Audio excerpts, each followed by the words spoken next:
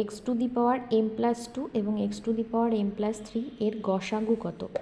X to the power m plus two সেটাকে আমি এভাবে লিখব x to the power m into x to the power two, অর্থাৎ x to the power m থাকছে আর দুটো এক্স গুণের আকারে থাকছে। অনুরূপভাবে x to the power m plus three সেটাকে আমি লিখছি x to the power m into x to the power three, অর্থাৎ এখানে x to the power m থাকছে আর এক্স থাকছে তিনটা। এবার আমি তাহলে গসাগু কত করব, গসাগু বের করব। গসাগু সমান কত হবে, গসাগু মানে হচ্ছে মিল থাকবে কোনটা, x to the power m থাকছে মিল, আর এখানে দুটো এক্স আর এখানে দুটো এক্স কমন থাকছে, তাহলে x to the power two, অর্থাৎ x to the power m plus two.